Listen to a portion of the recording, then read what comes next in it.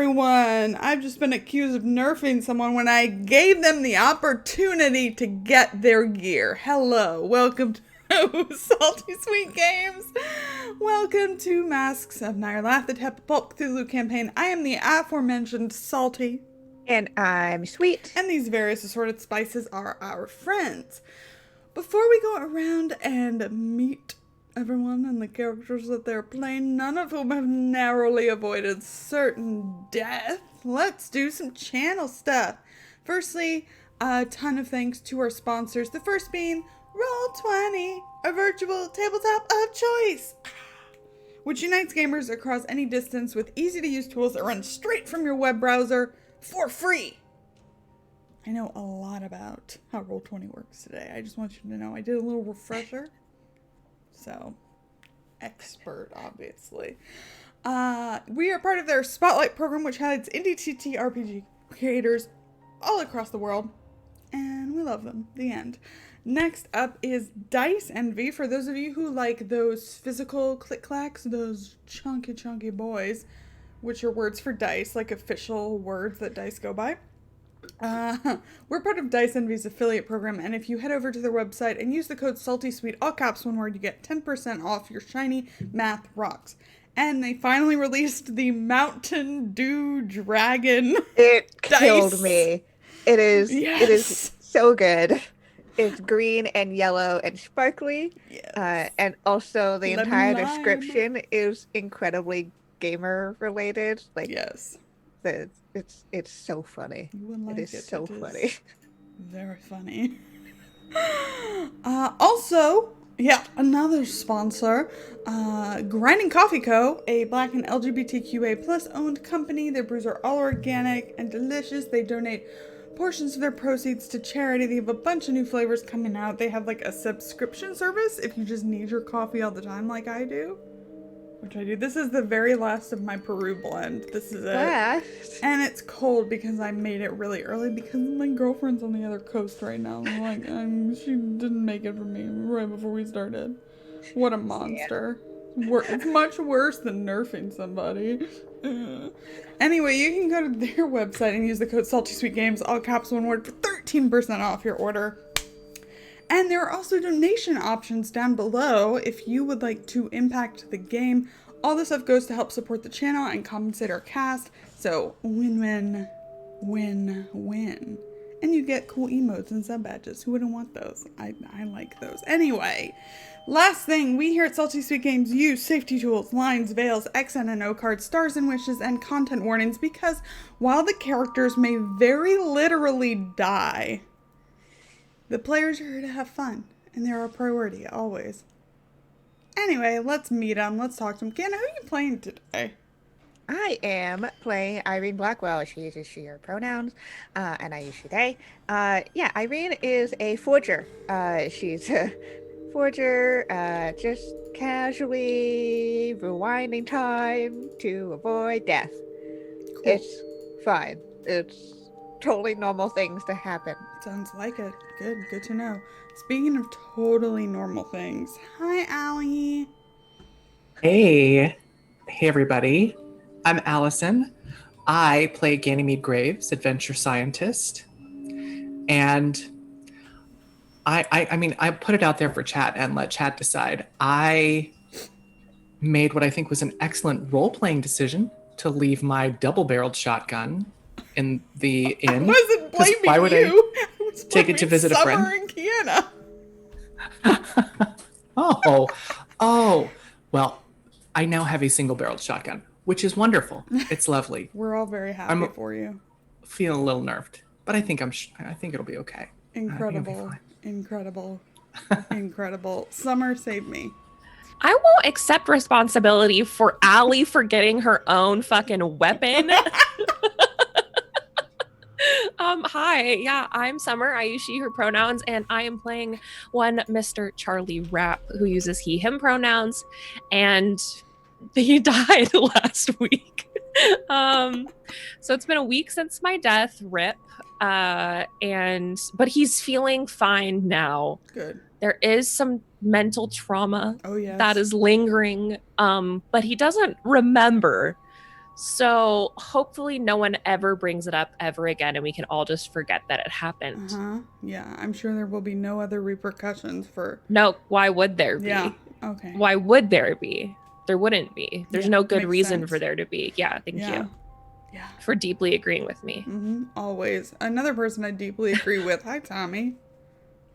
Hello, hi. I'm glad Hi. you deeply agree with me. I do about and everything. and that I that agree we need you're to get. cursed. Oh yeah, yeah. I don't even want to get started on that. It's been, oh boy, RNG's been real not good to me in the last 3 weeks. With the exception of last week's game, I kind of went okay. Yeah. But in everything else, I paid for it pretty badly. Hi, hello, yes, I'm Tommy, Adipater Pengu, also known as the person with the worst RNG on the face of the earth when it comes to anything computer RNG related. I play Zebulon Augustine Claiborne Montgomery III. And who needs a double barrel shotgun when you now have one new time watch stop piece watch stoppy thingy? Boy, words are hard. Yep. It's Wow. 9 a.m. for me. Yeah. Professional Zebulon's streamer a here. journalist. This is good. Oh yeah, that's right. Zebulon is a photojournalist, aspiring photojournalist. Up until the next person who just does everything better than Zeb, because I can't roll for shit. Next week. We'll talk about it. Next week we are going to have a guest, our lovely Billy at Bill of the Force, who's going to be playing Mickey Mahoney. So my web of journalists investigating eldritch nonsense expands until it finally becomes its own game. Yes, the power. Anyway, let's do a recap now that you know who everyone is. At Castle Plum, Zebulon managed to sneak around the upper floor, discovering that Eloise Vane was missing and his sister Annabelle had been drugged. Outside, Lawrence Vane reached for something in his pocket, prompting Ganymede to deck him, but fortunately what he was pulling out was a book, The Hungry Dead by Jackson Elias, which protected him from Ganymede's fist.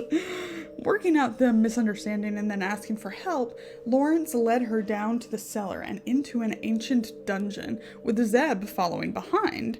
However, what he was going to show them was not there. All the cells were empty. Zebulon revealed himself at this point, and Lawrence told the two that his sister Eloise was, in fact, the Beast of Lesser Edale. They managed to find a secret passage in the cell that led up to the Vane family mausoleum, the door of which was covered in claw marks and thrown open. There was also a tiny inverted ankh carved into it that probably doesn't mean anything and you should forget about it. Back in town, Charlie and Irene grew worried and went to seek out their friends. Took them a while, though.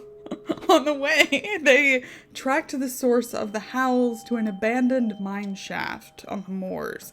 They went to investigate and saw a pack of what Charlie would know as ghouls, and they were welcoming a new member, a smaller one with stringy yellow hair. As Charlie and Irene retreated, they were heard and pursued. Charlie tried to bring down the mine behind them, but he was caught by one of the beasts, who bit and clawed him to death as he yelled for Irene to run. The creature then caught up to Irene, and as she realized she was doomed, the pocket watch gifted to her by Jackson Elias over a year ago began to hum. She clicked the crown of the watch, and suddenly she and Charlie were back, about to enter the cave. Irene pulled him away, and the pair avoided their fate and continued to seek out their companions. And only Irene remembers. Yep. Oh, and she no longer has the watch. She doesn't know where it goes, but if Zebulon checks his pockets, might be there. So, yeah, if anybody wants to gift the sucker something on that Eldritch gift table, Irene can never use the pocket watch again, but Zebulon can, Ganymede can. Well, not yet, but if they happen to roll that, they could. And I made it the hardest thing to roll, and 2 of them rolled it, which is incredible. I don't understand how things work, but see, that's hey, Tom, that's an example of the RNG liking you. Come on. All right. So at this point, with Charlie and Irene backtracking, and Ganymede, Zebulon, and Lawrence Vane following these footsteps of presumably Eloise in ghoul form. The groups are going to converge. It's dark. There's a bit of moonlight. It is not a full moon out here, and it is drizzling, and it looks like the storm might pick up again. But Ganymede and Zebulon, as you press on in the darkness with only the aid of a lantern, you come across your friends hurriedly backing out of what looks like a hole in the ground.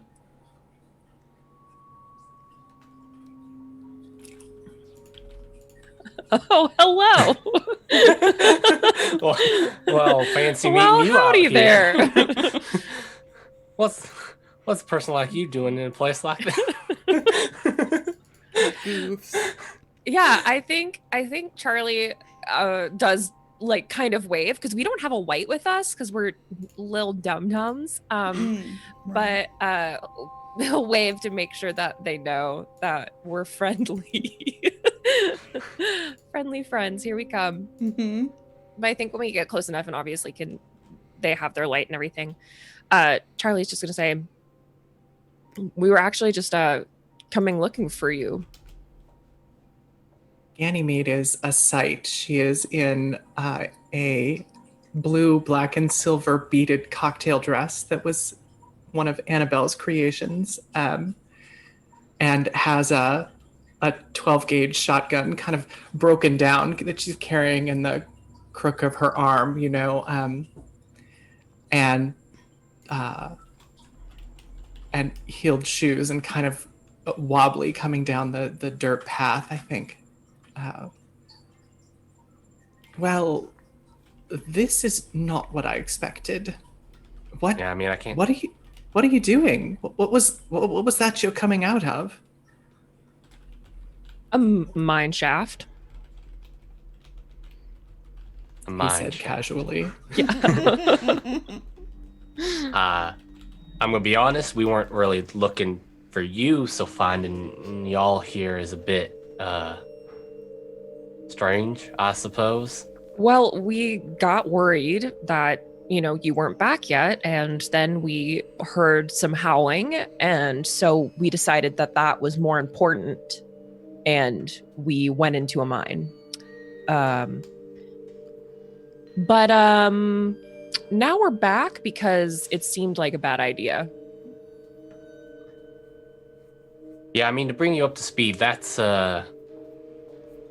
we're assuming that's your sister, right, Larry? He looks very uncomfortable. Yes. These were the other two who were with us on that expedition. Which, yeah. Oh, right. Saw you at These are our acquaintances. the inn.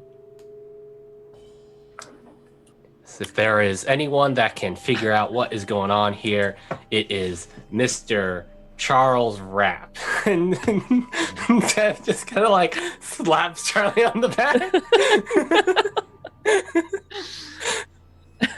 He kind of gives them a look. And he's like, you said, I'm sorry, what is going on here? Like, what are all of you doing wandering around in the rain and the dark?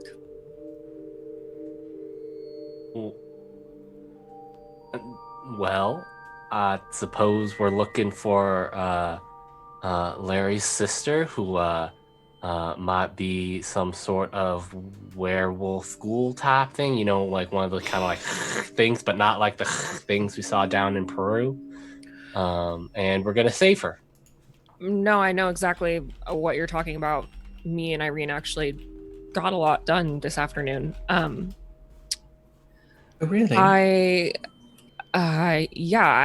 We went and talked to some of the family members of the recent victims, and we were able to find a spot where one of them had died.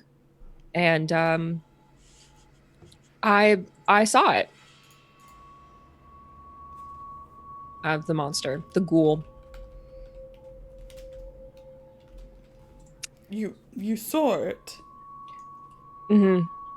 I mean, she hasn't been out. Nope. Perhaps she's not the only beast of Edale. Well, I didn't see a physical beast like in person. And he's giving me a look and just have a look like I saw it, you know? But he's not going to say that because he doesn't know Lawrence or whatever his name is. It's Lawrence. I was right. I found, well, I shied away from going in the mine shaft because it sounded like there were several of these howling sounds, and from what Charlie and the town people described, that howling is attached to the ghouls, or I think she kind of like werewolves. No, they're definitely ghouls. Okay. And Ganymede, with just sort of a flick of her wrist, snaps shut the shotgun, clicks loudly, and she says, "Well then, it sounds like we know where we're going. Shall we?" Miss Graves, I would prefer my sister not be shot, if at all possible. I would also prefer that not happen. Oh, well, also, from what I know, shots don't really affect them. They're kind of impervious to bullets. Ah, Charles, but I won't be shooting bullets.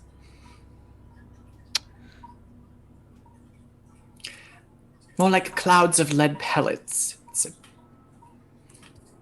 Perhaps it will have more of an effect. Lauren, do I think that'd make a difference? You don't know. You're not sure. Okay. Either way, I don't think it's quite wise to just walk right in. There did seem to be quite a few of them.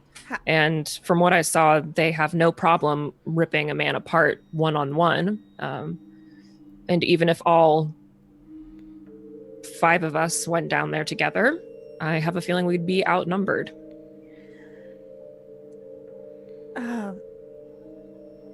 Before this, how did you all know about the mine shaft, and how is that connected to where you're, and like goes to like Lauren, like I mean, still putting together the pieces of what the fuck's happening here. Right. Your sister, you think that she's there? I'm positive.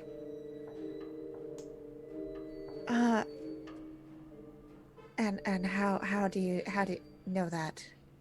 It's I guess you'd call it like a family curse of sorts. It's not really talked about, but something happens to the women in my family. Not all the time, but enough. And it seems to have started afflicting Eloise. Since the attacks 3 months ago, we've been locking her up when this comes over her, and obviously the attack stopped, but then when we went down, when I was going to show Miss Graves, so she would believe me, since it sounds insane, we saw that she had escaped. We followed tracks in the mud here. Well, if it's a curse, you should have just said so. We can handle that. Yeah, now that you really should have mentioned that earlier, Larry. I really feel like you should have mentioned that bit. It does make something I've read in your library a little bit more interesting. there was a ancestor of yours, an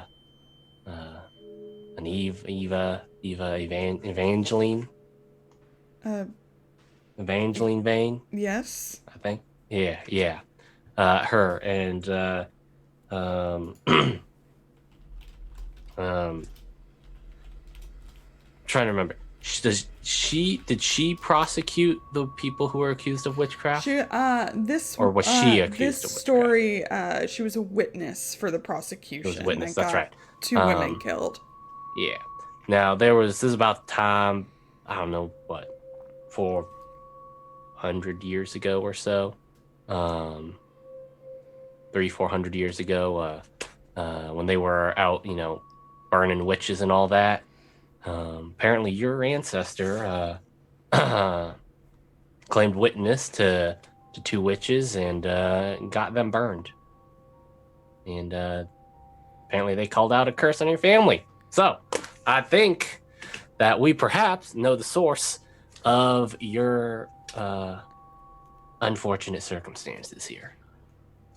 Did you happen to read the names of the accused? I don't The women think that were those killed? listed. They were. They were? Okay. All right. So do you I mean, I remember don't that? expect you to remember it, but Were they really? Well, but the thing is, the main thing I wrote down is Mordigan or whatever. right. Yeah. It was It's like- different. That was Yeah. different. Yeah, the They were religious both figure. in the journal, but Yeah. That was kind of the thing I focused on. Me the personally. Witches of Bakewell, Annie Stafford and Jenny Green. While this makes a compelling story, I think it is much more likely that this is some sort of genetic malady that's passed down in the family. When you say much more likely, Ganymede, what information are you operating on there? Like, what research? Why, Occam's razor, Charles, it is the simpler explanation. It's more likely to be true. Simpler than a curse? Of course. I feel like I a think- curse is pretty straightforward. Make an occult roll, Charlie. Yeah, I'd love to. Woohoo! I'll use the advantage. Do I got any of those? Let me find out. Let's find I out. think you might have used your last one. I think I did. Yeah, it says 0, so I'm gonna just roll it straight. Apparently. Hint to chat. Hint, There's hint, probably going to hint. be some serious rolls today. Cults, That cults, might be cults, life or cults. death. No might serious be- rolls today. Hint, Occult, nudge, occult. nudge. Hint. Success! Wow! Yeah. So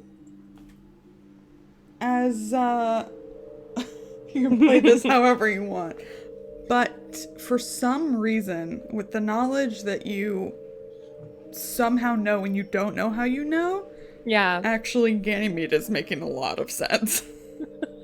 that it's genetic and not a curse. That it's more that it's a simpler explanation and more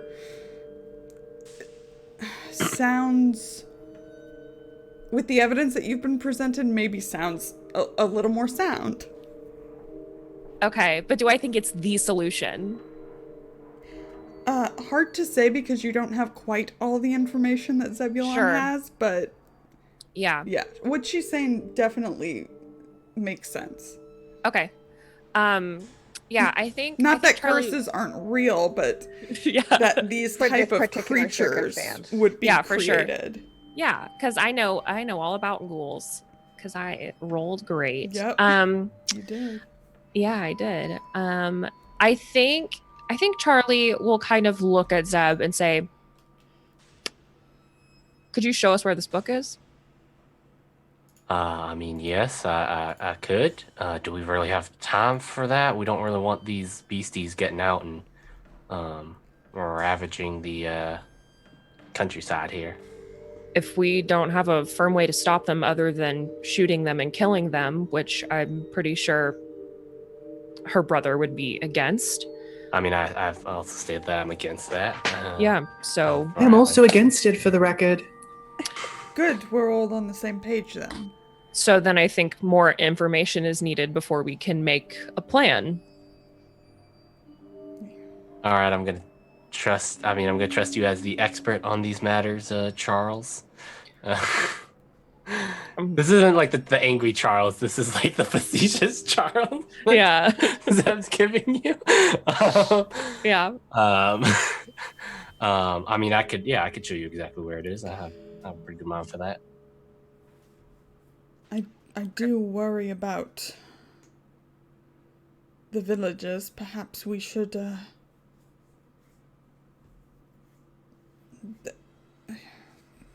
coordinate some kind of warning or patrol. I don't want to leave them undefended.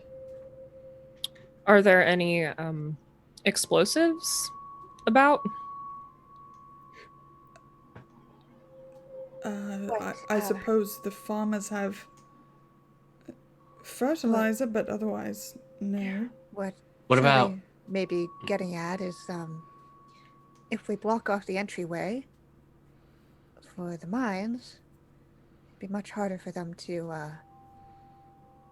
just wander out. I know most of the villagers know to stay indoors.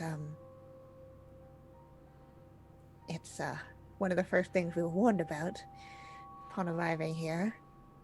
But if we wanted to ensure, then that could be one way. Perhaps the local constabulary could be notified. He's fairly well into denial.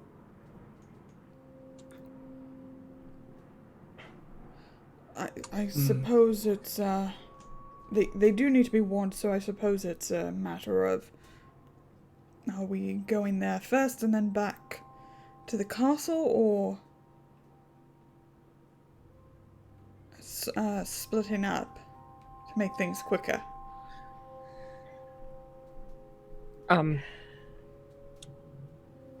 Given the very little information that we have and what I've seen that these beasts can do, I don't know that it's a wise idea for any of us to split off. Especially with what firepower we have on hand. Yeah, I mean, bad things do tend to happen when, we go off on our own. He looks again at me. Speak for yourself, Zebulon. I have no idea what you're talking about. Right, so into town first then? I suppose. I mean, who made this mine? They might have needed explosives at one point. Oh, that's not a bad thought. The entrance proper is a few miles away, the Blue John Cavern. Parts of it are still active. I suppose we could head down there. Again, I am hesitant to leave the village unprotected and unawares.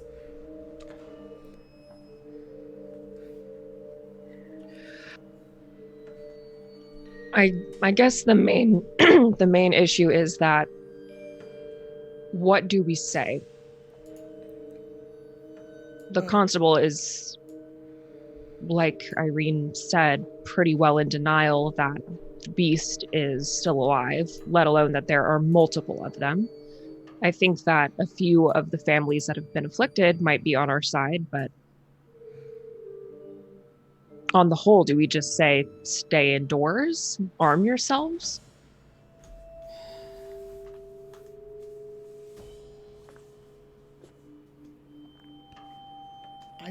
I suppose, yes. We have to say something. Everyone make a listen check. Sure. Great. Been hanging out for a while. Failed. I Good. failed. And I ain't got Oh, no. that's a success. Nice. Oh. Nice. I'm going to use an advantage on mine. Alright. That's the same roll. I think really Success. advantage on mine too. Just Ooh, extreme. Yes. And a Oh, heart. Okay. wow. Okay. Okay. Okay. What the heck? I will give the most information to Irene. So everybody who passed starts to hear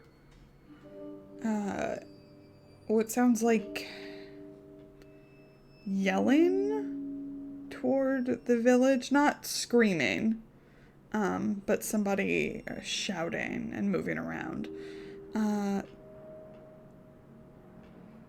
Irene, with that extreme, you recognize the voice. You recognize it as John Parkins, who the two of you interviewed, and Do I hear gunshots? I think with your extreme, after a bit, you can start to make out words.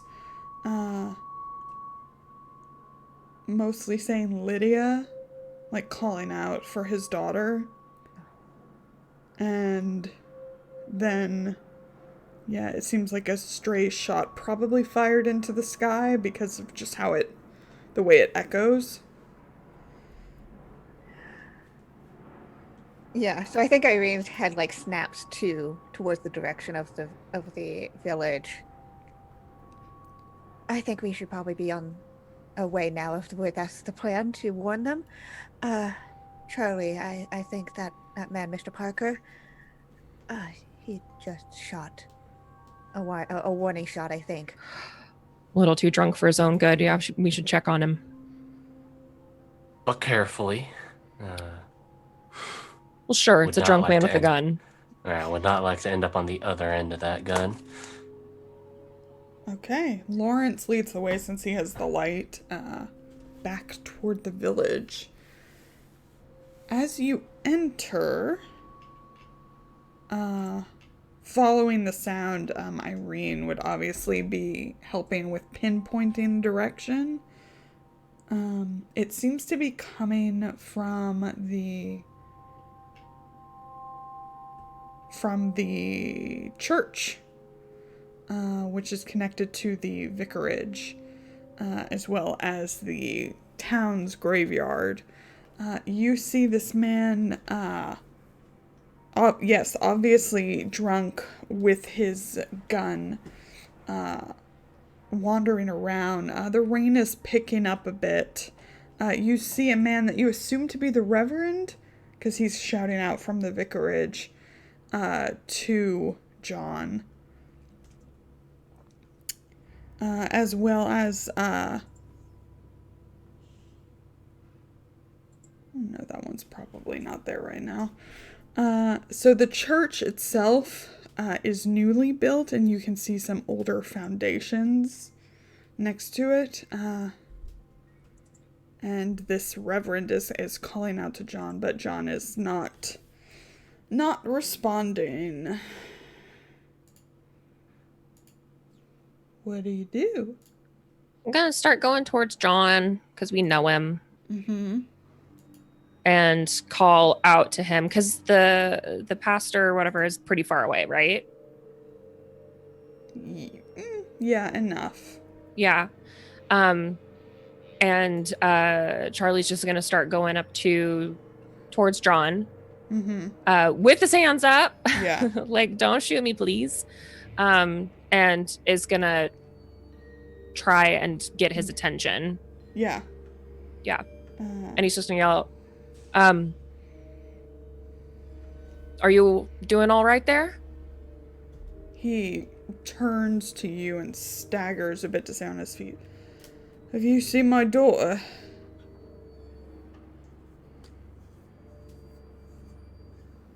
How about we get you inside and get you some tea?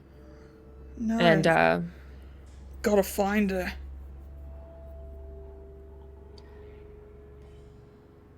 she's gone, remember? He blinks a few times, and as he's looking at you, his eyes go past you Mm-hmm. and settle on the group. And he raises his gun and points it at Lawrence. Yep, gonna do that. He has something to do with this. I don't care what the constable says. You know where my daughter is. Charlie's gonna step in front of the gun. Great, good. Ganymede has the shotgun at the ready. She's not got it up to her shoulder, but she's ready. And I think that what Charlie's gonna do real quick is try and connect with Lydia. Basically, he wants to say something to John right now that Lydia would say to him. Does that make sense? To calm him down? Yeah. Just to distract him, basically. But Sure. yeah. I think to do this quickly and without any prep, you're gonna need a hard success for this. Okay. I wish I had fucking advantages. No. No. No. Success. Yeah. Damn. So you reach out and you can, you're in the middle of a graveyard. Yeah. There's a lot of energy here, but all you can sense as you try to find Lydia is like this quivering, like this fear. And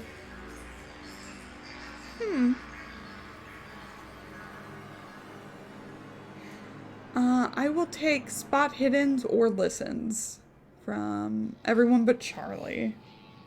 Okay. Nice. Okay, so we've got 31 yeah. success. So Of course. Yeah, Of course. Dream from Irene. Of course. That is what she's very good at.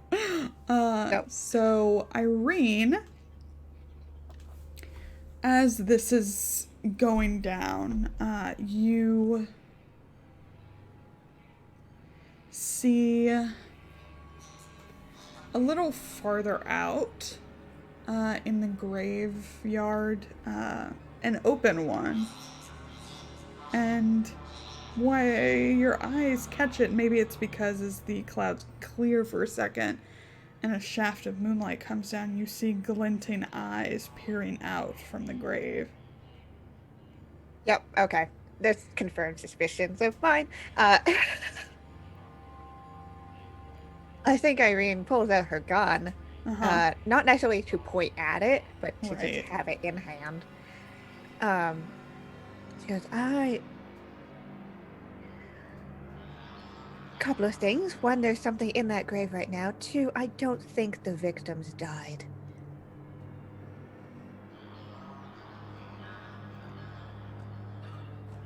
Great.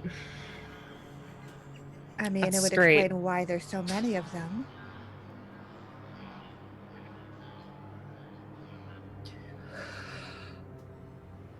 Well, that causes a few complications. Lawrence starts walking with his hands up toward John. Charlie's gonna kind of look over at him and say, I don't know that it's the best idea that you come closer to this man than you already are. He's grieving, he's in pain. And he fully blames you for the death of his daughter, and honestly would not be surprised if he decided to shoot you right now. Lawrence calls out, Reverend Stratton, could you assist me in getting Mr. Parkins inside?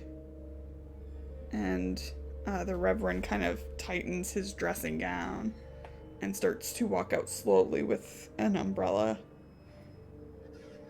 I am going to continue to try and keep my body in between the gun and Lawrence. Yeah. And if I can get close enough to put my hand on the gun to like lower it, we'll do so. Mm-hmm. As I see Charlie doing that, I wonder if I could, like, I'm thinking like an assist just by part of it is an attempt to persuade, but maybe also just having his attention for a moment while Charlie takes the gun. I mean, is Charlie taking the gun? I'm not gonna take it from him. I'm just gonna get my hand on it to put it down. Yeah. Okay. You know? Then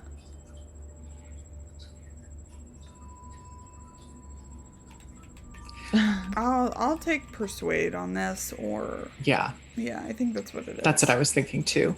Okay. Ganymede says, just sort of takes a step forward and says, "Get hold of yourself, man.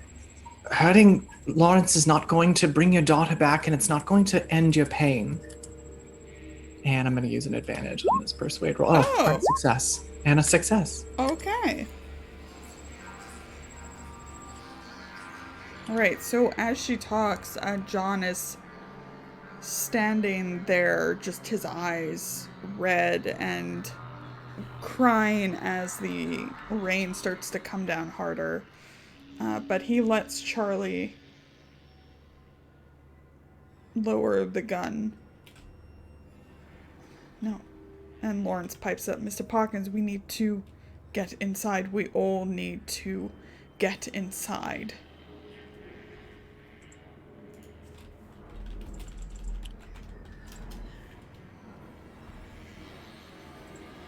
I'll start to help move us away, like towards any indoor space, whatever's closest. Probably the vicarage. Yeah. Irene is still staring at at that grave. Yeah. Yeah. I don't know how to say that you know this, but you recognize this one. Me? Uh-huh. Like, you've Great. seen it before. And then up next to it pops another pair of eyes. Oh, Jesus. But you can also see this one has long, stringy yellow hair. Oh, good. They found a way out of the cave. Glad to hear it. Yeah. Yeah, so Irene, during this entire thing, has not moved. I think her eyes have been fixed on these graves as she watches this other one pop up. Well, it appears that whoever they were had many ways out.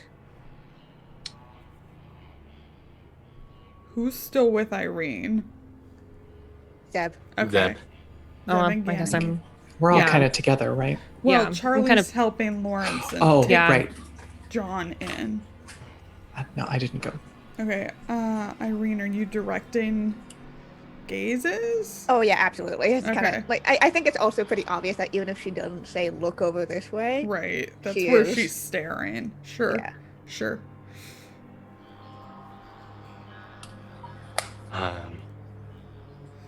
Does anyone else here know how to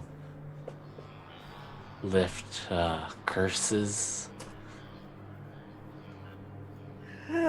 Not quite in my wheelhouse, unfortunately.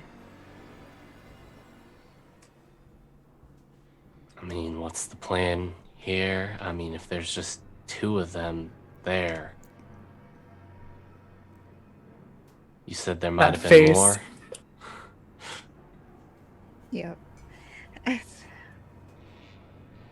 I was to make a guess from the sounds of it, I would say around 10 or less is what I heard. Irene looks very uncomfortable saying this. What do you think they're waiting for? They kind of look like, wild animals that are waiting to pounce.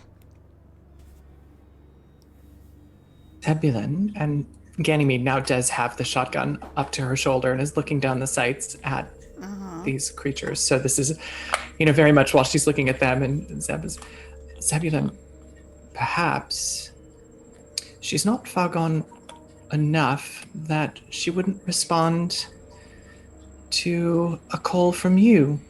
If we could separate her from the others, Perhaps there's some way that we could restrain her.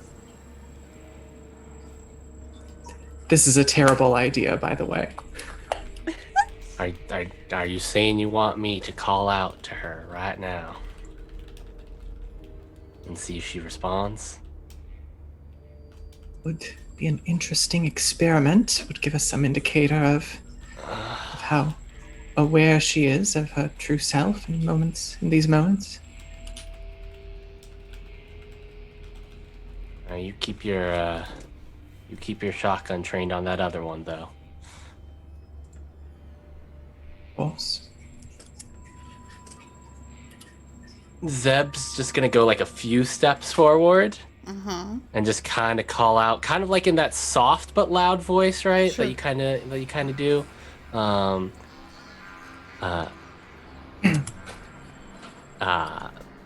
Miss Eloise, is that you?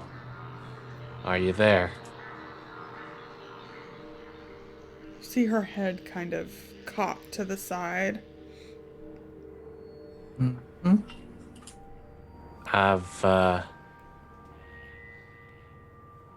I've come to help you get out of here. I promised I'd help. And here I am. I want you to make a persuade.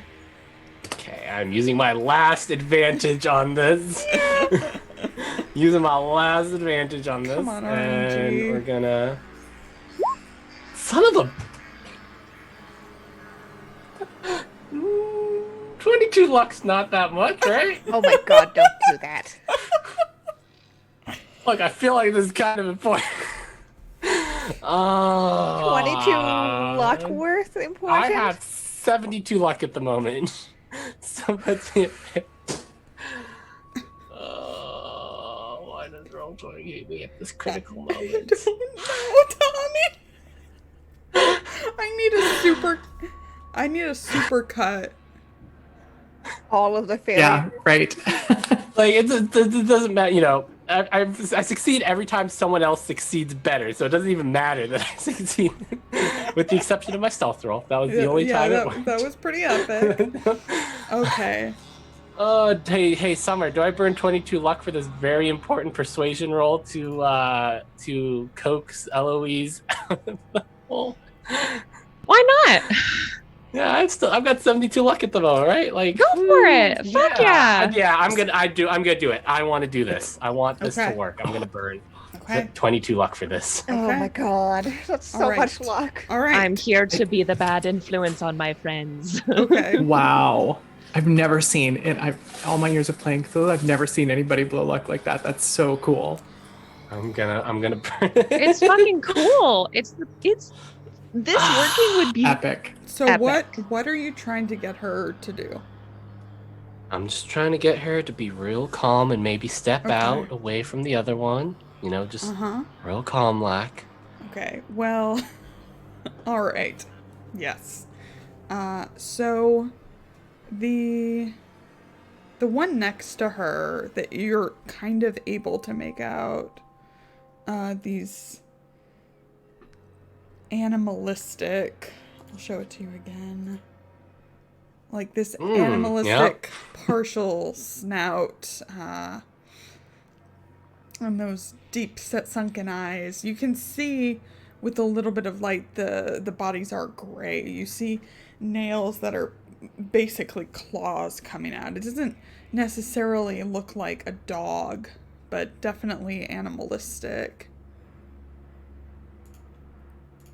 Oh, I have more pictures for you. I'll just do that. There we go. That's a nice one.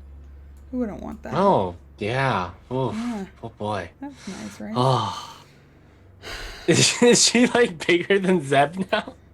This is the question. Oh, yeah. Yeah. Oh. She's Well, but she's smaller than the one next to her. Mhm.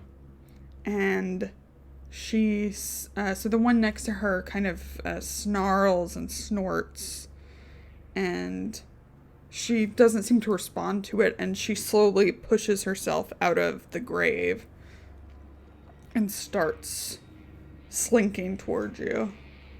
All right. Well, you seem to have grown up quite a bit in the couple hours that I've not seen you. Real tall lad. Do you know who I am, Eloise? You can just shake or nod your head. She doesn't respond in any discernible way, but she's still approaching you. And the kind of nostrils on her snout flare as she sniffs.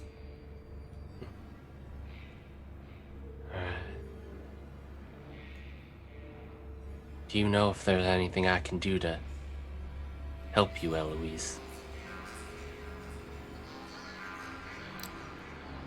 She starts to kind of walk around you.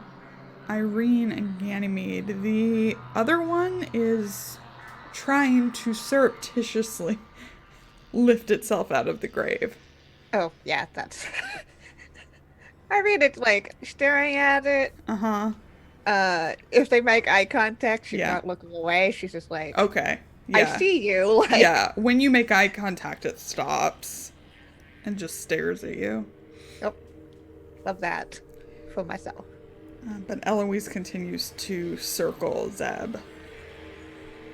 Zeb's just gonna, keep his hands down, at his sides, and just take a very, very unassuming posture. One you might take with like a stray dog, or just keep talking calmly.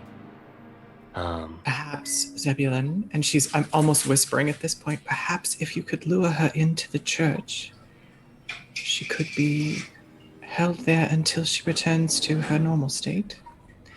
I'm going to take just a casual step forward, so I'm just like a step out in front of Irene and Zeb, closer to kind of cover, so I'm prepared to cover their movement if they go. I think if Zeb sees you sort of stepping forward, he's going to hold out a hand. All right, Eloise. I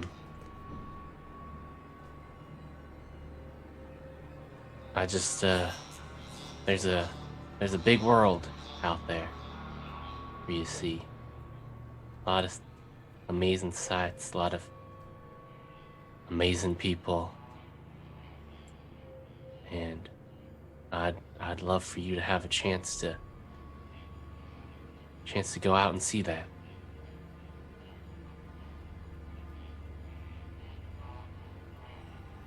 You wanna walk with me? Where are you going?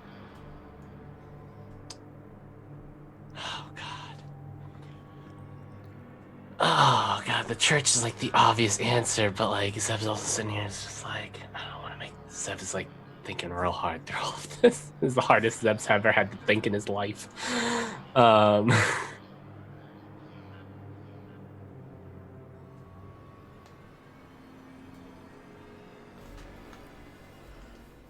Yeah.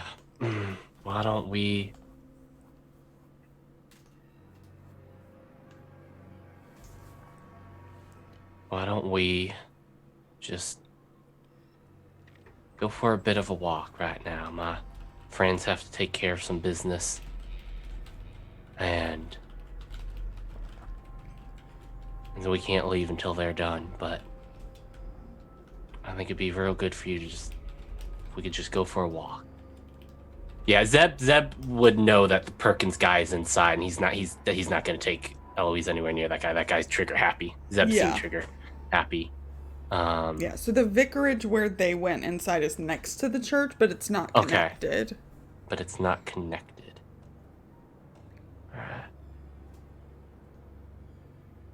Alright. Do you want to get in out of the rain,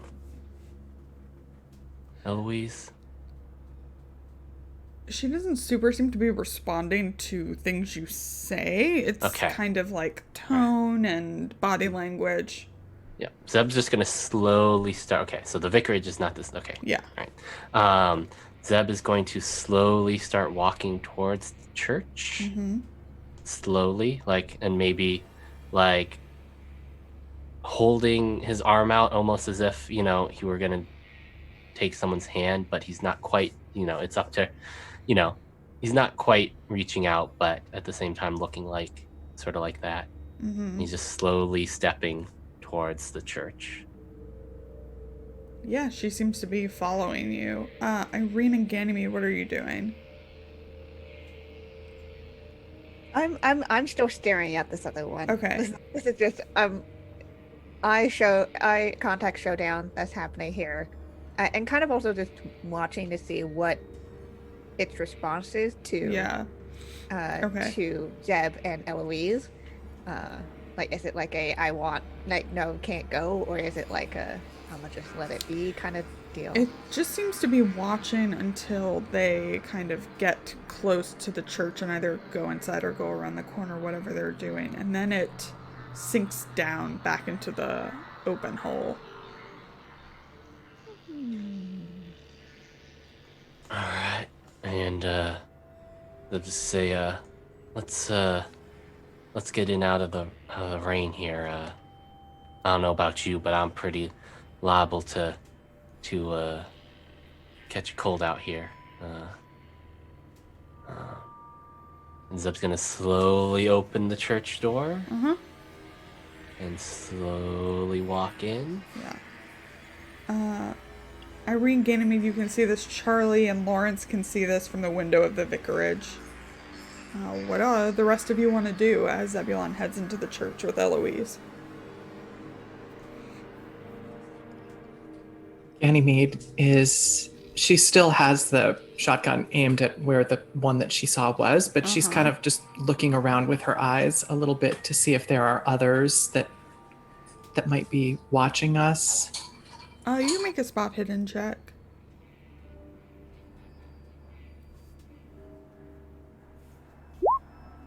Okay. That Hard success. appears to be the only kind of open grave, or rather, the one with, like, freshly turned dirt. You don't see anyone else. Don't see any eyes in the darkness. Nobody seems to be out and about right now, obviously.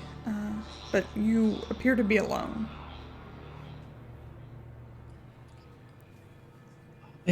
Are they gone then?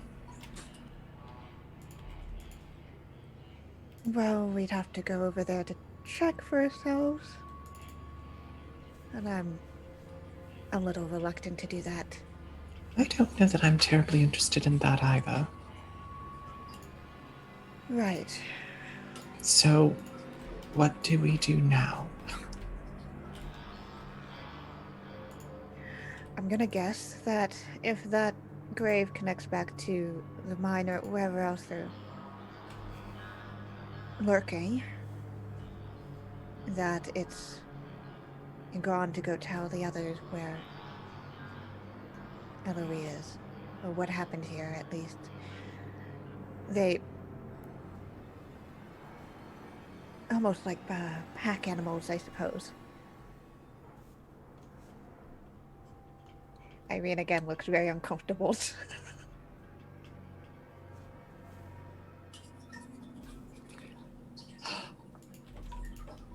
So,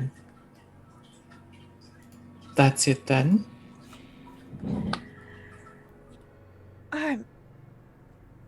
It really depends on how willing they are to let Eloise go.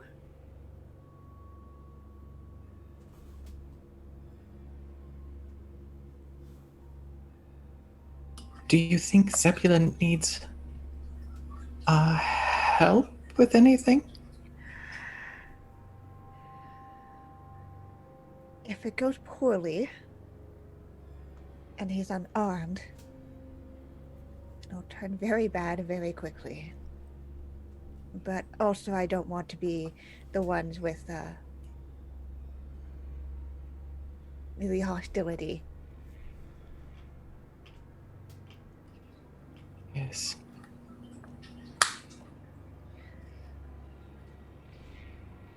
Maybe, she kind of looks around. We keep an eye out outside the church. So that way, if something happens inside, we can go and address that. But also, if they start coming here, we at least know.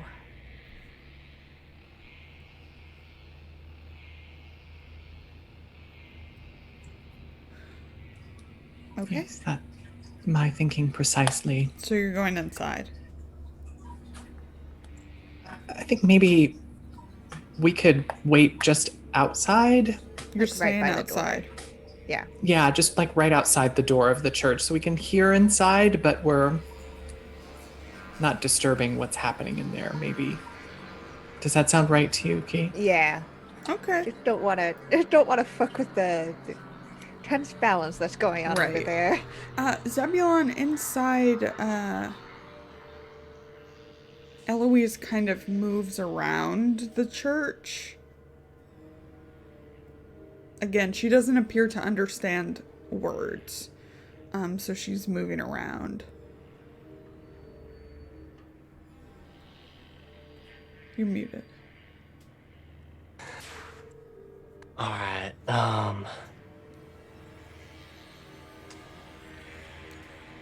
Zeb's going to. Oh boy, bad ideas. Zeb is going to slowly approach her as she's sort of walking around. Mm-hmm.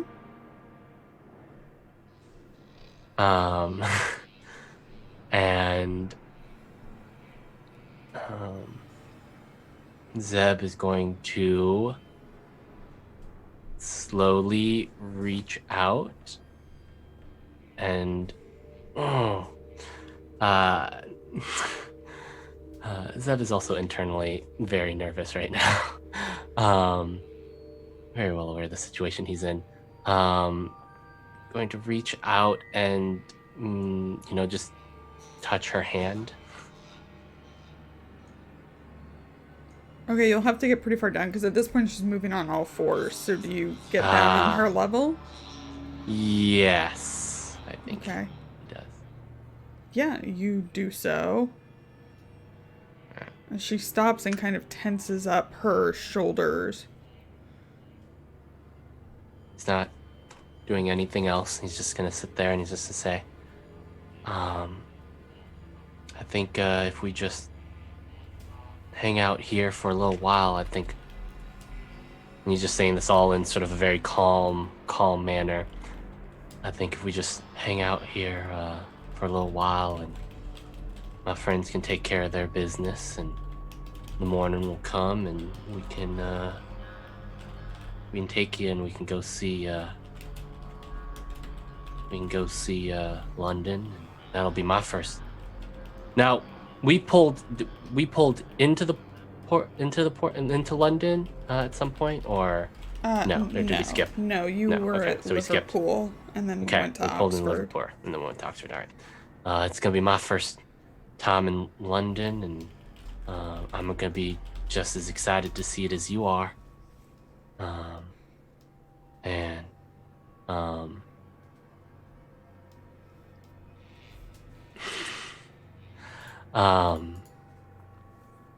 I'm sure it's gonna be a sight to see. Are you all right with that? Or are you just good? And he's just gonna sort of make motions of like sitting down on the floor. Yeah, just kind of she cross-legged. mimics your body language. Obviously sits up a bit taller than you. About near the same height. Yeah. And he's just gonna slowly just talk to her, like just calm, slowly, just keep his hand there, on hers, and he's just gonna, maybe tell her about his hometown and his family, and tell her some stories about, the stuff that he and Frankie have gotten up to, and the trip to Peru and Argentina, and about his friends, and he's just gonna keep doing that calmly. Okay. Irene and Ganymede outside. It takes a while, but eventually you hear probably what you would call mournful howling. Lots of it. But it's very distant. Inside, John Parkins eventually passes out. Charlie Yeah. and Lawrence is pacing, like looking through the window at the church constantly. Yeah. Yeah, I think Charlie's just going to look at him and say, we'll know if something goes wrong. Yes, I'm certain of that. Does she return to her normal form in the morning? I mean, usually it's been this transformation, it's been growing longer. So sometimes it's after breakfast when she's finally back. Okay. Well, she is where she is for now. We'll see how things go. But if we have to track her down in the morning, if she does get out of the church, then that's what we'll do. We'll get her back home. We can look at this book that Zeb mentioned and get a little bit more information, and hopefully we can find a way to help her. Yes. But the best thing that we can do right now is stay out of the way, because I know that she wouldn't want anything to happen to you.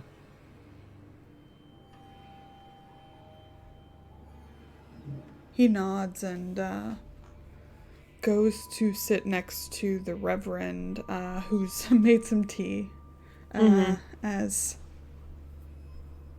you all wait and wait. And eventually the sun rises. And Eloise doesn't turn at first. It takes time. Like he said, it's well past sunrise when she moves away from you, seemingly having these like convulsions, and goes to hide in the pews, and you can hear the sound of bones snapping and skin peeling back. But eventually, that sweet, soft-spoken girl's head pops up.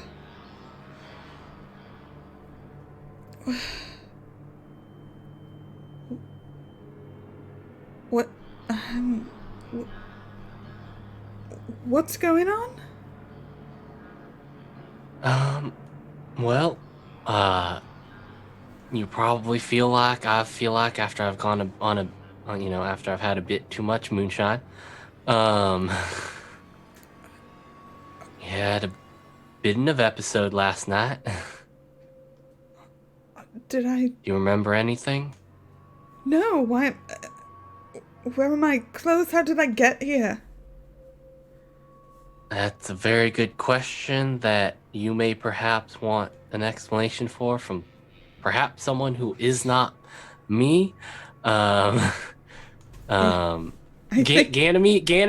Yeah. Irene. I think as you call out, and then Lawrence from the window sees all this happening, and he'll join you. Yeah, Charlie will come too. I think Charlie is going to give. I'm sorry. Zeb's gonna give Ganymede and Irene like his like large jacket, because I don't know what the state of Eloise's clothing situation is right now, and he's just gonna give her a jacket. And he's like, "These are my friends, Ganymede and Irene. They're gonna take real good care of you." And he's just gonna hand them his rain jacket or his jacket, whatever he's wearing. Yeah. And he's gonna go and like he's gonna stop Lawrence and Charlie from going in at this moment. And he's just gonna go out to meet them. Yeah, I think Charlie's going to make sure that they get, now that it's sunrise, that they get John home and like in bed. Yeah. But then I think that can be pretty easily done between him and whoever else wants to help. The Reverend will help you. Yeah. And I think, obviously being a smart man. As you drop John Parkins off and you're walking back with him, he says, something will have to be done. Yeah, no kidding. She can't remain that way. She can't remain that way and stay here, that's for sure. He nods. Well, I don't know how much you know about this whole situation, but anything you can offer. We're sitting on exactly 0 ideas right now.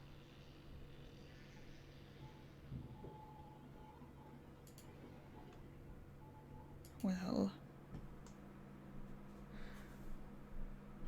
I wouldn't say this in front of Lawrence, but I see a few possible options with, well, at least what you do with a wild dog. You run it off, or you put it down.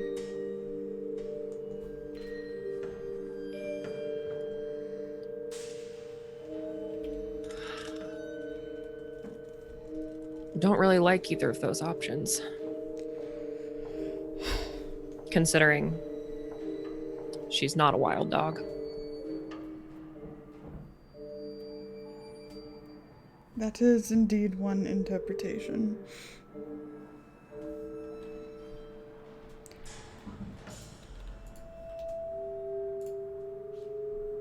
We'll take care of this.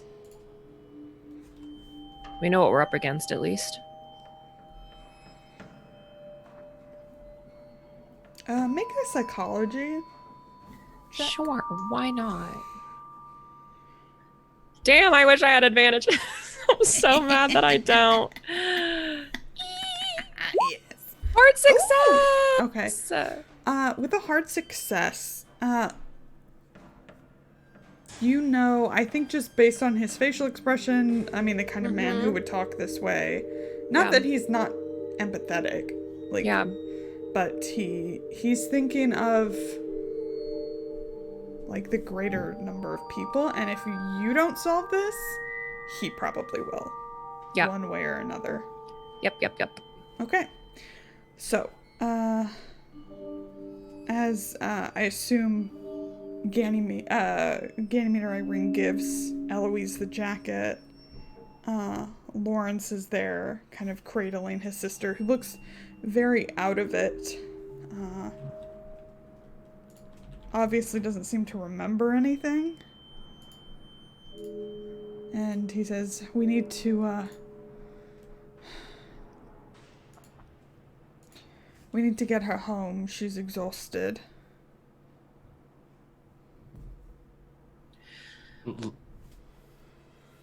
We need Larry, to make the most of the day.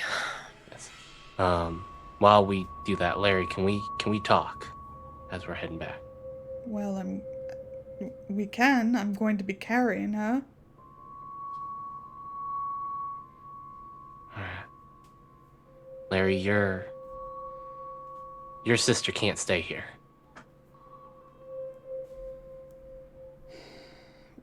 We can, We'll put her in a different cell, obviously. It's one Larry, that's not going to keep working.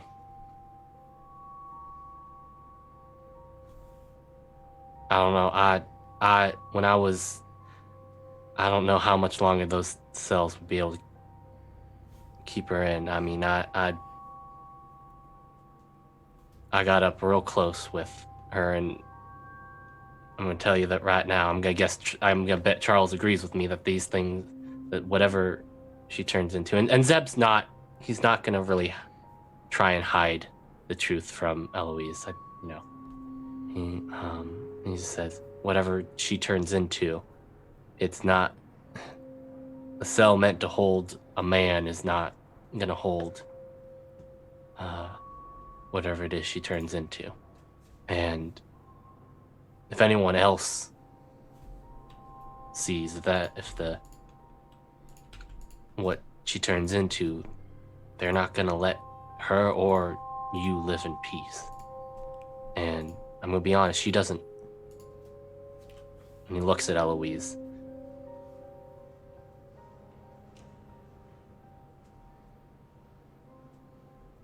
I don't think she wants to stay here either. At least not for now.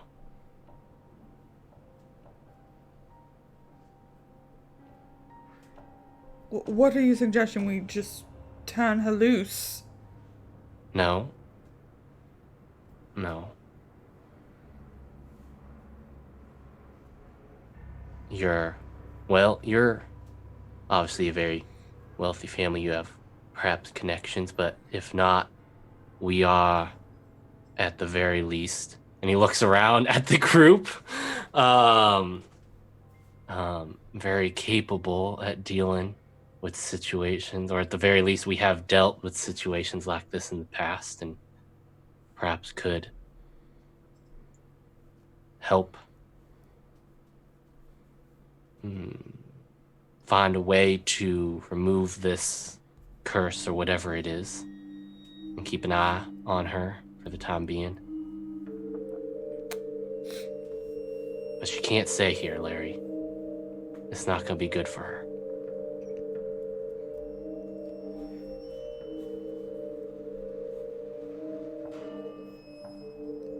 He looks like he's thinking it over, but he just continues walking.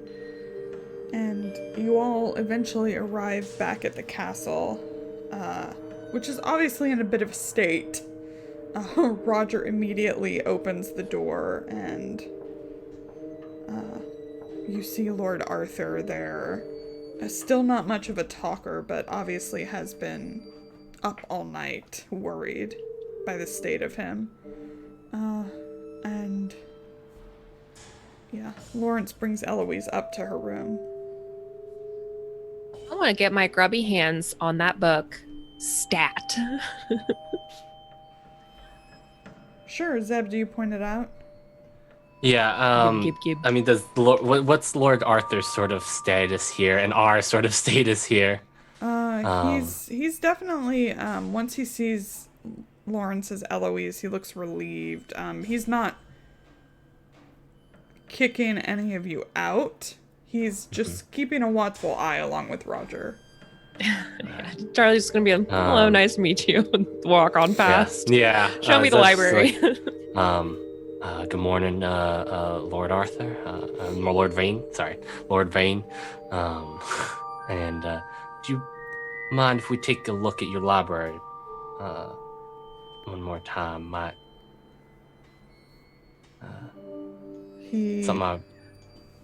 To be blunt, it doesn't really matter if you want us looking in your library or not. This is about the safety of the town and the safety of your daughter. So, all right, Charles, but there's a way we do things. If Charles there's says common that, courtesy. if Charles says that, then Roger steps in your way.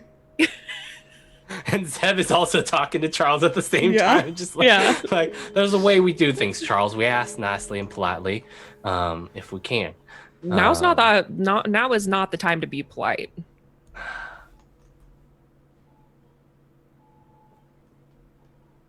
I think there are times where we can't. His daughter's killing people. Okay. Well, we're just gonna go right there. Look, Mr. Vane, Lord Vane. God, I'm still really it's a real big change of things. Lord Vane, you know that we know what you know about this whole situation, and I'm gonna be upfront with you, and Larry can tell you that we have dealt with similar situations like this before. And, as I gave my promise to Larry last night, as a man that is brother to 6 sisters, I give you my heartfelt promise that we're going to do everything we can to help your daughter. And part of doing that is looking at your library, because I think I read something last night that might help us figure this all out. So Okay. Pardon my friend here. We've been up all night. Okay, you were gonna be allowed in without a roll, but Zeb, make a persuade. Charles. God damn it, Charles. Listen, I'm not here to beat around the bush. Oh, Master Vane, please let me into your library so I can save your daughter. Son of a bitch. It's just who he is. God damn it. Okay. Charles! What?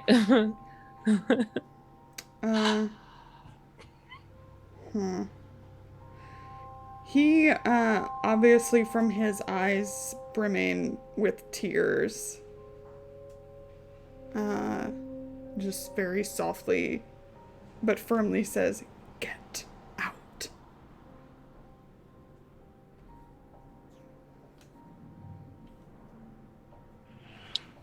Zeb looks No. at Charles.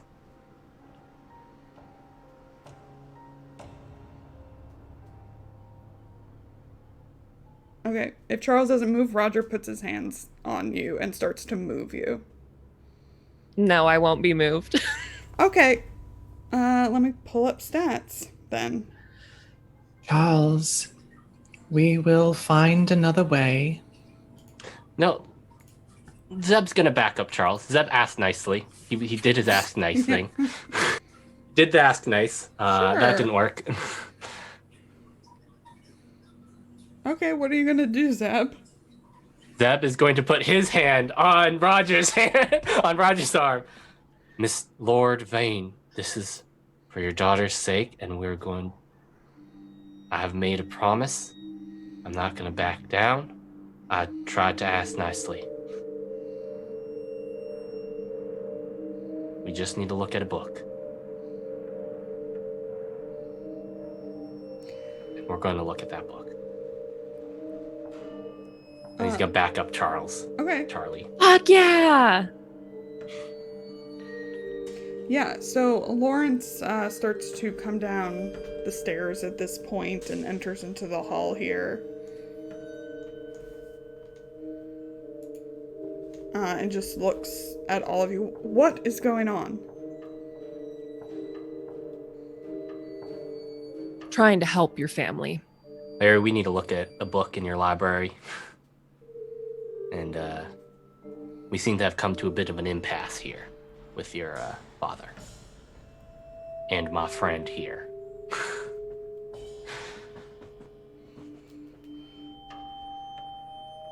Father, they know everything. They might be able to help. Let's just let them be quick about it.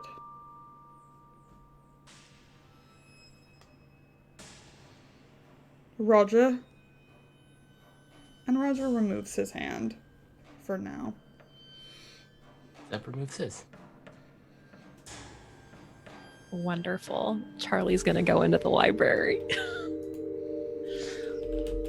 and get the Thank book. you. Great.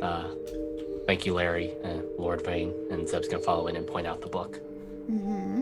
Okay. And he's gonna make sure he's gonna point out where he found that first bit, and he's also gonna point out the bit that he found out about the druidic figure Mordekine. Right. Yeah, so you easily flip through the book. You see the thing about the witches. But Charlie, as you go further back, I mean, again, this is like a whole history of the Vane family made by this man named Edgar. And part of it goes back really far, predating the witch trials, and this is what Zeb is pointing to.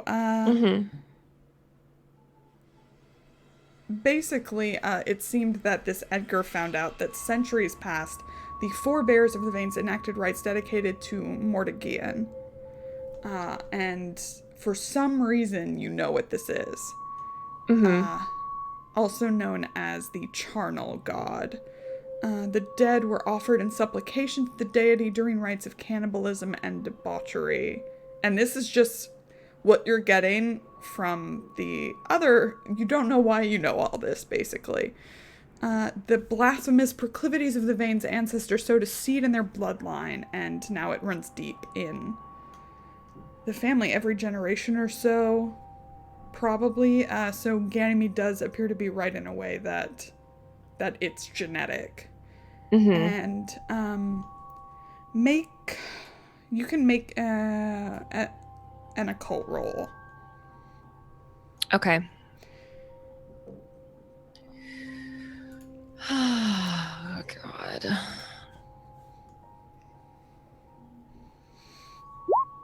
Success. God. There is Blast. no way to undo this or stop it. No way at all. No.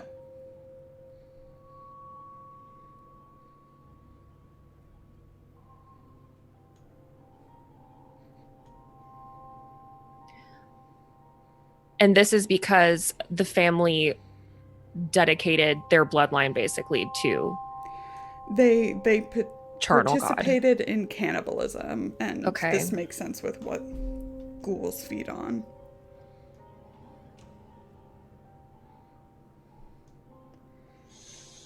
And I think, Charlie, from nowhere in particular, maybe from the back of your head, you hear the voice of Augustus Larkin giggling.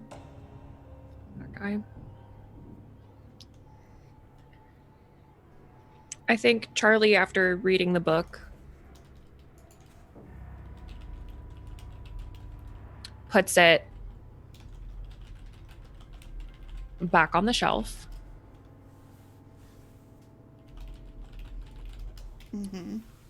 And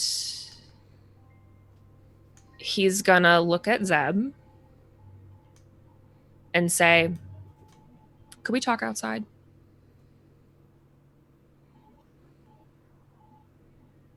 I mean, yeah, sure.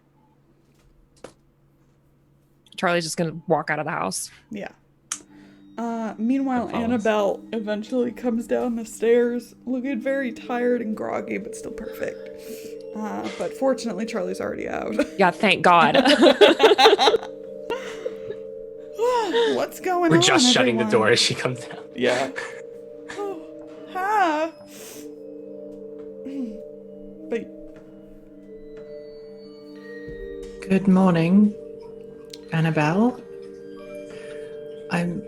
And Ganymede looks down. I'm sure she's dirty, and I'm sorry. I've soiled the dress. that seems about right for you. Come on upstairs. Let's get you cleaned up. I'm so tired. And she looks at Irene. I don't think she knows Irene, so she just kind of like, hi. This is my friend Irene. We met in Peru when we met your brother. I guess I knew your brother before that, but that's where she met your brother. Yeah, well, you can come on up too if you like. Irene feels a little uncomfortable because she knows this is Charlie's ex, and she's kind of like, sure.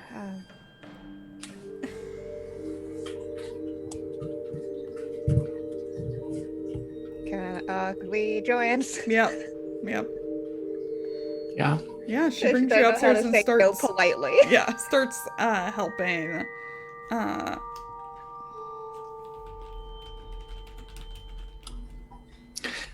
I would. No, never mind. No, I wouldn't. I think So just change. Yeah, I think Lawrence is going to probably eventually join Zeb and Charlie outside, but you can start your conversation now. Yeah. Yeah, I think as soon as the doors are like shut behind us, Charlie's just gonna look at Zeb and say, "So, I was hopeful that there would be a way to undo this curse, but there's not." What do you mean there's not? Charles? There's Gotta be. There's not. Why isn't there a way, Charles?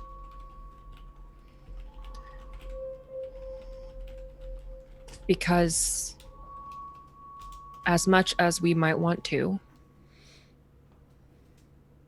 we can't fix everything. Some things are just broken.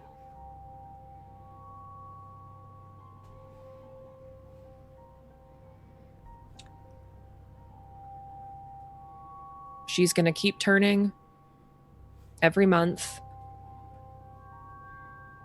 And she'll be like that for longer and longer stretches of time until she's one of them for good.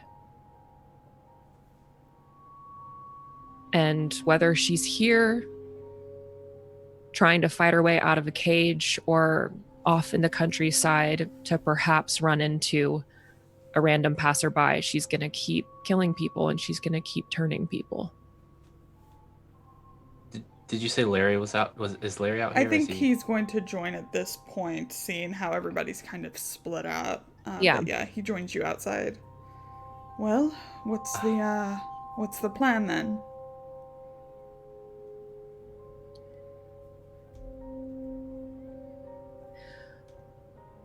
We're gonna get your sister out of here. Yeah. I don't think we can help her here.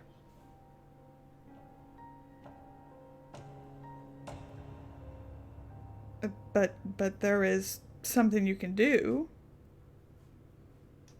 We can do something for her, yes. Okay. This is feeling a bit like a lie. It's a vague lie. It's a vague lie. We're circling around the truth. Very much. We can do something for. But this is, I'm assuming, going to be a roll. Yeah. I'm trying to decide if it's your roll or if it's mine. Hold, please. Our pitying tone. Does he pick up on it? It's my roll. Okay. Son of a. We're good.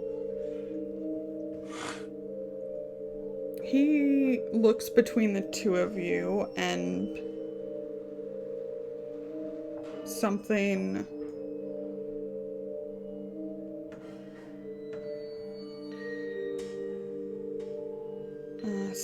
in his eyes saddens and shifts, and he says,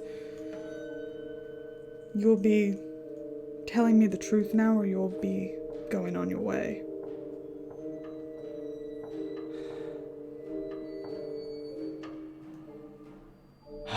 Charles here. Nah. As I said, he's, out of all of us, probably the most experienced in all this weird stuff. And apparently something your family did a long time ago made whatever this is. It's permanent.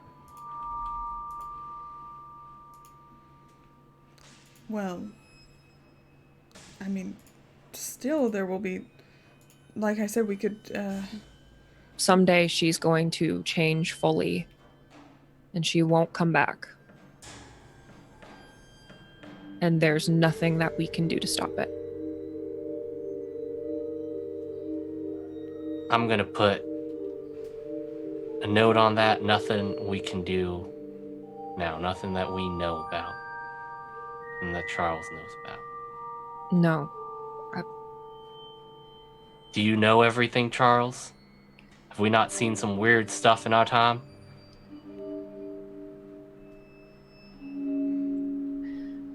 No, I don't know everything. But I feel it. I know. we'll find someone else then. We have connections. We can. I'm sorry. I. You can't keep her here, Larry. There's if this nowhere is else for her permanent. to go.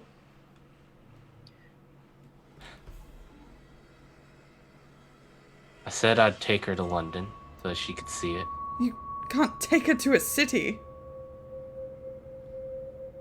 And then we'll get her out of there. But she's only got a short amount of time. When is the full moon, Lauren?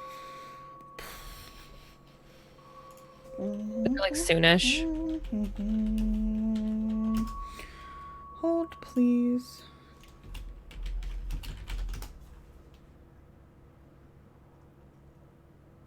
Not soon. It's like you've recently had a new moon, actually. Okay.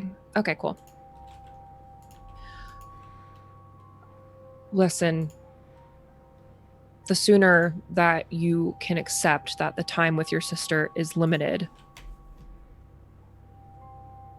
the sooner you can actually begin to help the rest of the people in this village. He looks at Zebulon. So what exactly are you suggesting to do? She wants to see the world. Might as well give her a chance to do it. We're going to be doing some traveling. We'll be in London, and then I suspect we're going somewhere else. And you think you can from contain there. her in London when she changes? I mean, I think we can do a fair bit better of a job than y'all were. Really? Really? Is this what you Look, would do and if maybe we Mr. find Montgomery? something. Is this what you would do if it were Anna?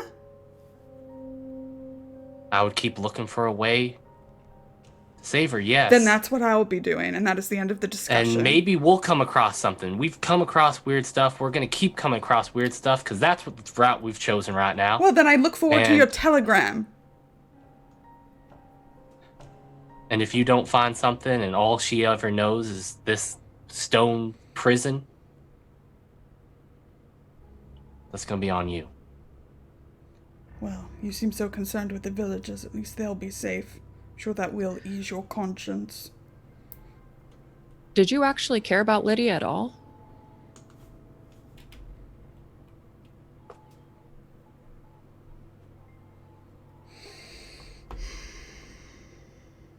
He turns around and walks inside.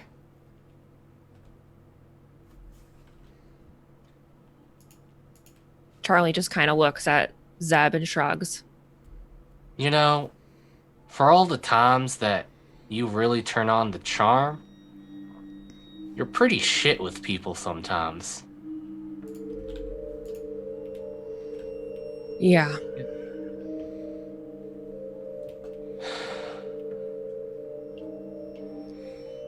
Zeb, if we don't do something about this, the Reverend made it pretty clear to me that he's happy to take her out. I'm fucking aware of that, Charlie. I wanna I'm hop not- up. I wanna hop up to Ganymede and Irene.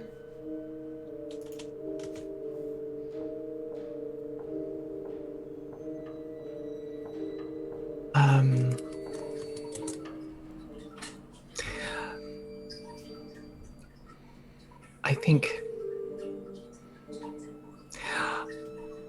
Anna, I think it would be best if you ended your professional relationship with the Vane family. I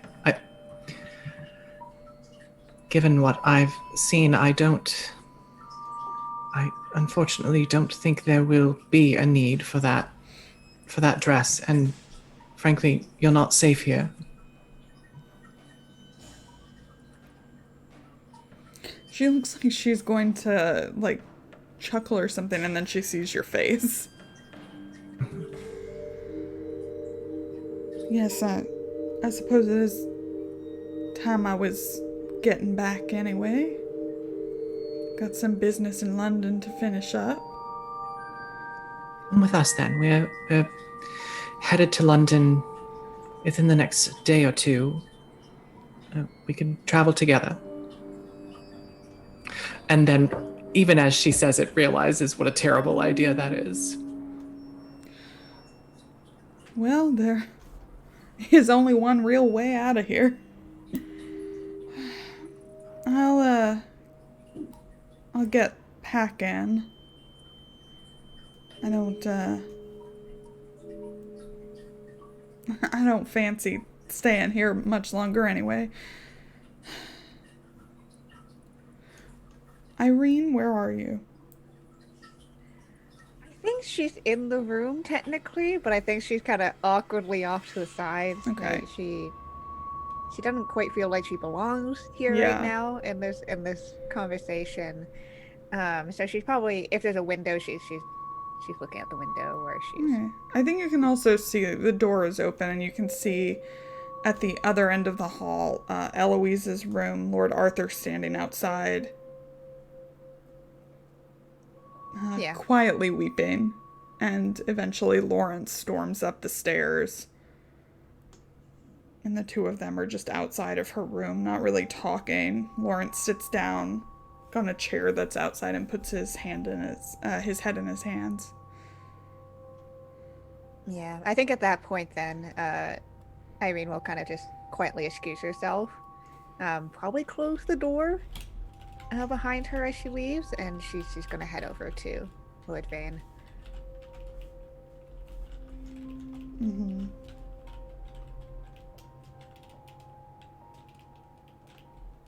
Yeah. He wipes... well, yeah, he wipes away the stray tears that have come down.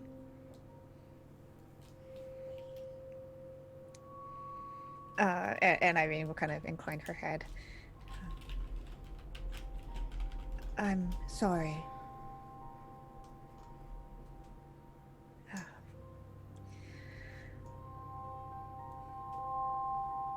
I know this is a lot, and I know my funds have not been the most tactful.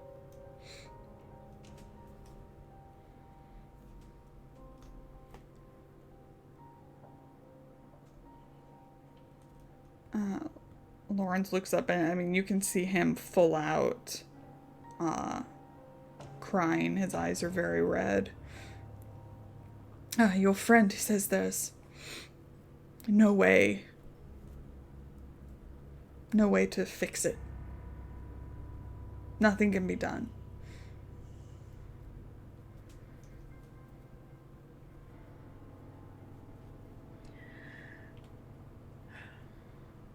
I'm guessing this was Charlie.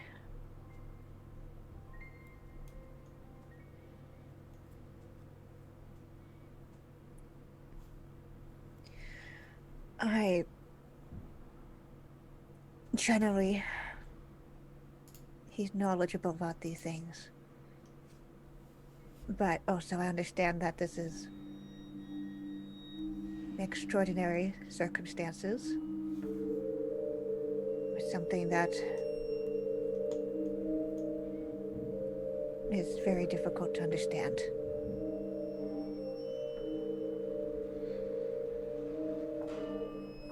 Do you have siblings? I do.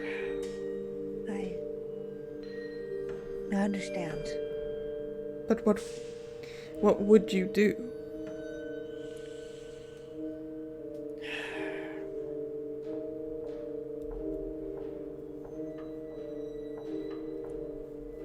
It's one of those things of hope for the best, but prepare for the worst, I suppose. But there is no hope.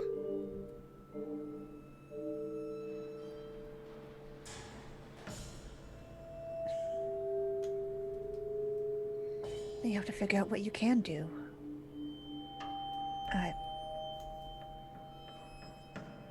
I don't know if this is something that can or can't be cured. It's not my particular area of knowledge.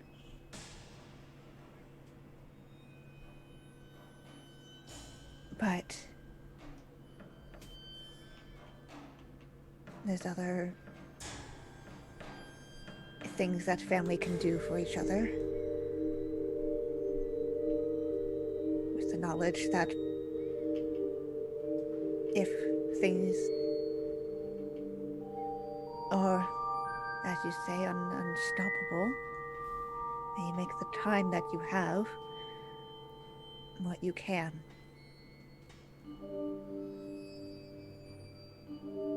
And I know that's a very easy thing to say when you're not in the situation.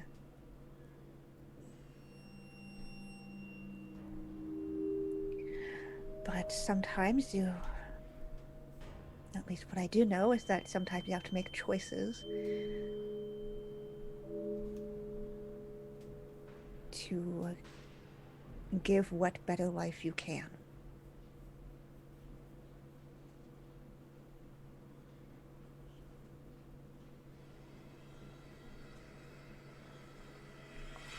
Lawrence looks at his father. There were, others like her, apparently living in the mines.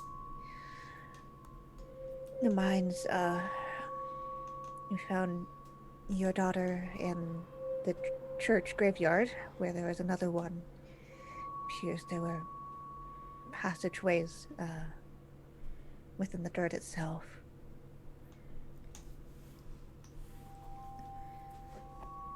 I don't know if these others are external or if they were turned.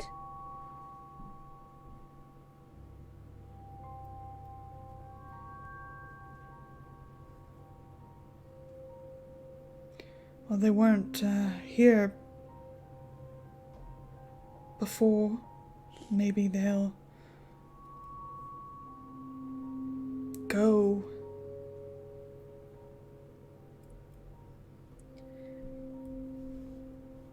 I think they see her as one of them.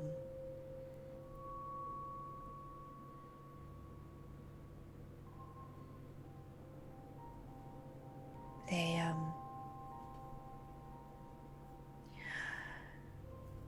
if they came about the time that she was starting to go through these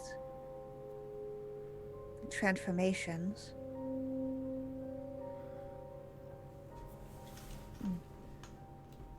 they were likely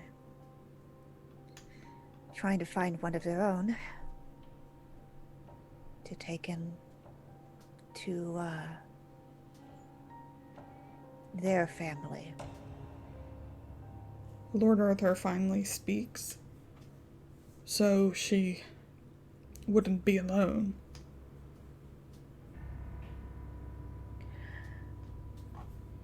She wouldn't be alone, but she would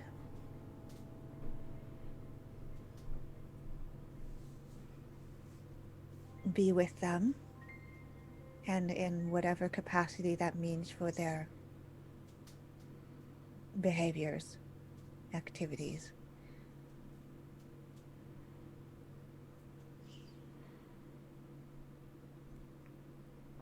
And if that is a possibility, I think she needs to make that choice. I know that you're trying to protect her from this knowledge, especially as she doesn't remember.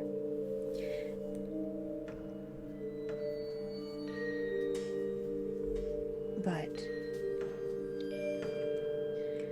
if the decision is to wait it out,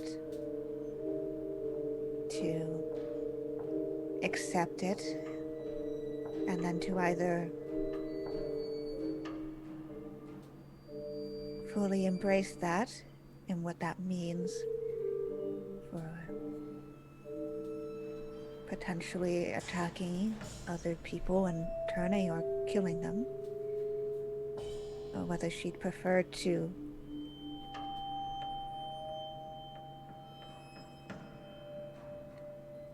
not get to that point. I think that's something she has to make that decision for.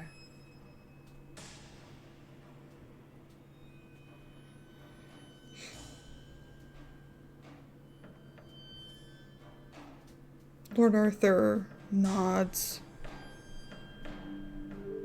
And Lawrence starts to wipe away his tears. Lord Arthur comes forward. Thank you, Miss... Blackwell. Irene Blackwell. Thank you.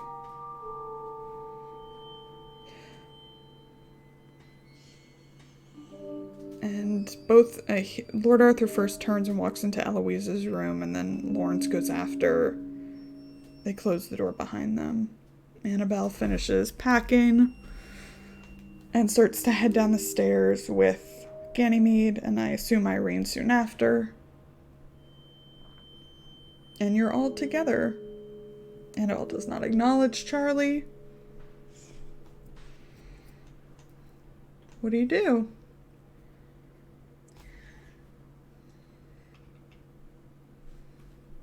Well, shall we find our way back to the train then?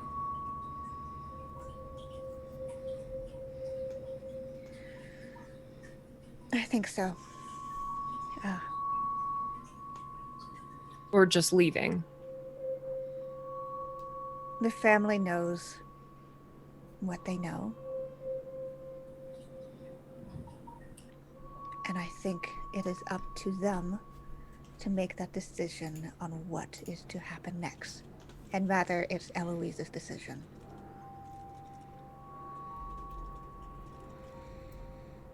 And what if that decision costs more people their lives?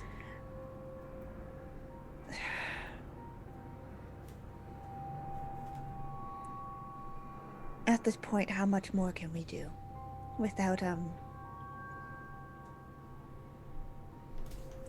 always playing judge, jury, executioner for these types of things?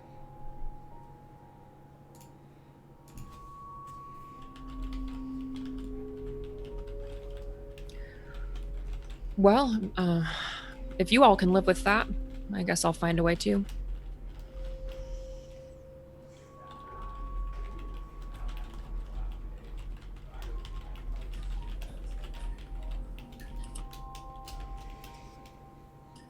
Very well then.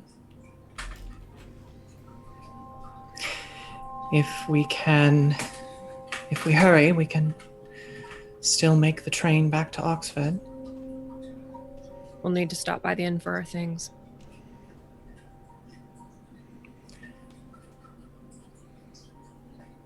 Then we're off.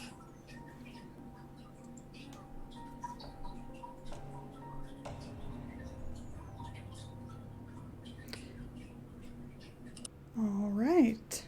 Is there anything anyone would like to do before getting on the train?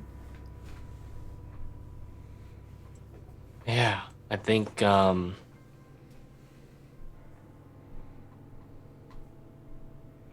that Zeb would I don't think Roger's gonna let Roger would take a note from them at this point.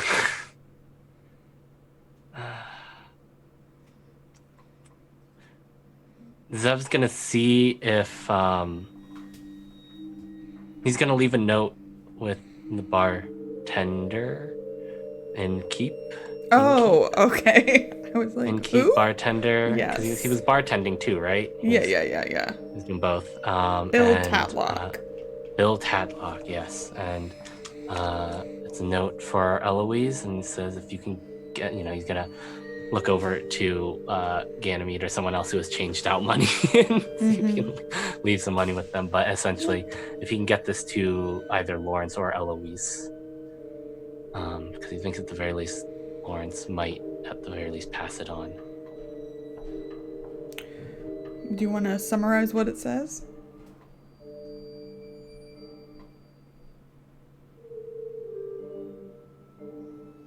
If you want me to keep my promise, I will.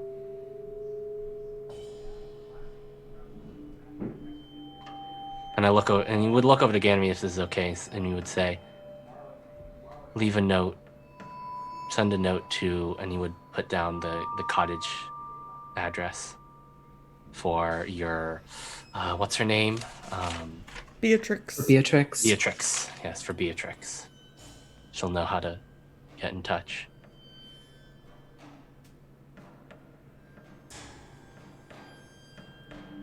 Okay.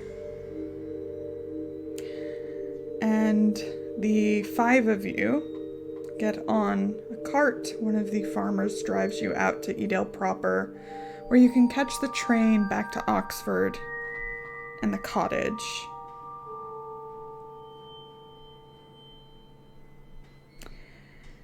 And that's where we're going to end the session.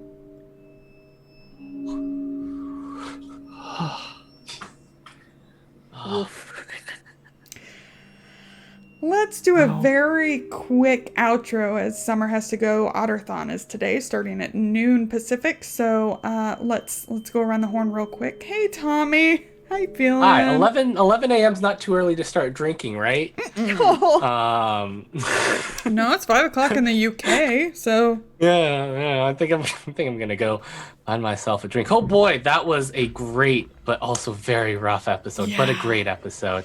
I'm Tommy at Imperative Pengu. You can find me on the Twitter sphere. The only thing you can find me doing right now, I do intros. I do video intros for like this show, and for some other shows coming up soon. Other than that, I'm over on Kind of Roleplays on Fridays at 6 p.m. Eastern, running Urban Shadows, where you can get some more werewolf ghouly action.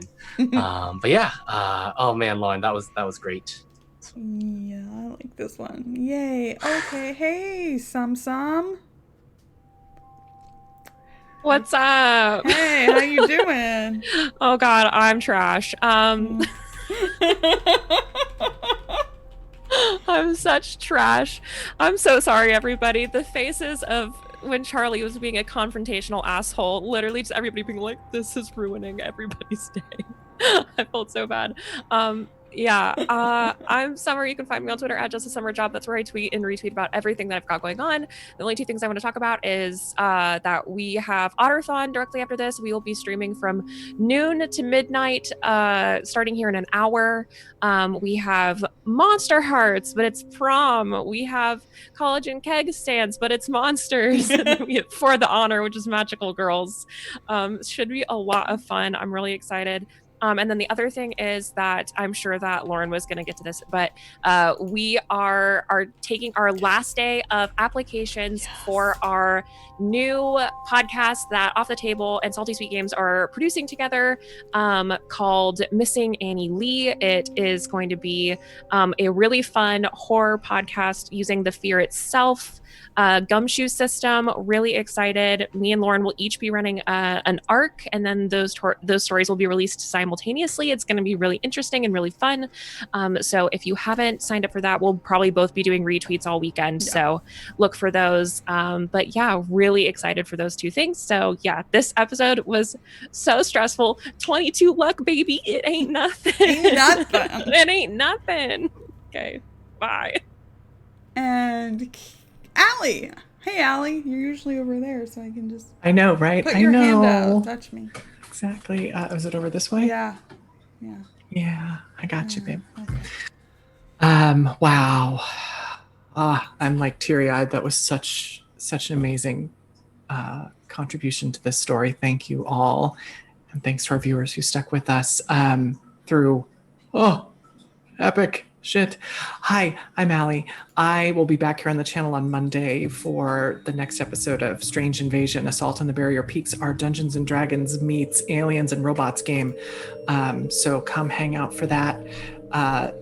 That's it for me. So much of this to you all. So much. And Kienna, anything personal? Yeah, just I'm the sweet of the channel. You can follow me on Twitter to see where else I'm at, but mostly I am just here with my best friend Lauren doing TTRPG stuff and getting stabbed.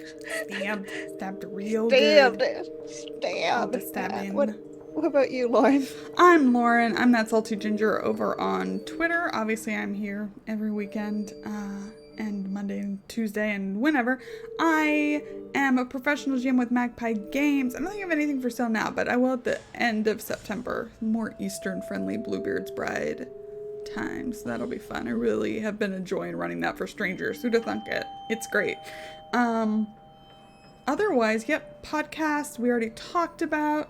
I'll go through channel stuff now. Thank you to our sponsors, Roll20, and its beautiful RNG that Tommy loves. I love it. So, thank you to Dice Envy. Thank you to Grinding Coffee Co. They're all great companies. Thank you for the donation today. I will let Irene hold on to that temp HP, because why not? And yeah, I don't even know what else to say. You'll find this on YouTube. We have merch in our Redbubble store. And make sure to follow us over on follow us on Twitter. We hit 600 followers on Twitch today. Thank you very much. Which is exciting! Considering, like, we've only been here, like, really, like, 7 months? 7 months or so. But yeah, and also please follow us on Twitter. We announce when we go live for a regular series, or when we do our impromptu video game streams, and all that good stuff. Or we announce new shows and all that. All that. So I think that's it. Let's get out of here. Yeah, let's go cry. All right. Just take care of yourselves, everybody. We'll be back live tomorrow. And we'll have our guest next week. Yay. Billy's coming. Okay. Yay. Goodbye. Goodbye.